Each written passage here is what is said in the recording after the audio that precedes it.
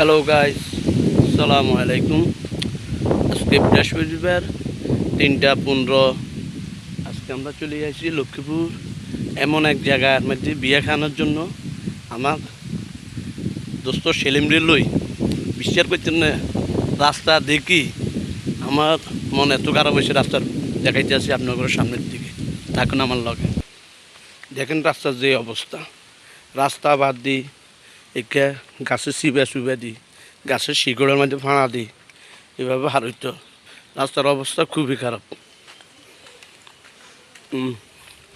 দেখছিনি রাস্তার অবস্থা, হানি বোতল লাগবো।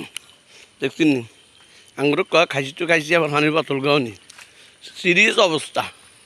আজ আমার সেলিম কাকারে লই আই, দেখছিনি অবস্থা যেরু হ্যাঁক হানি। রাস্তার অবস্থা চান এই দেখছিনি, এই দেখছিনি রাস্তার অবস্থা।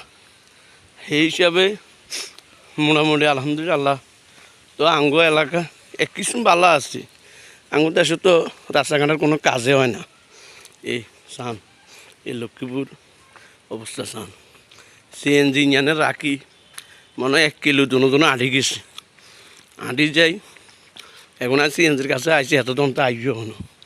এই অবস্থা, এই দেখছিনি অবস্থা।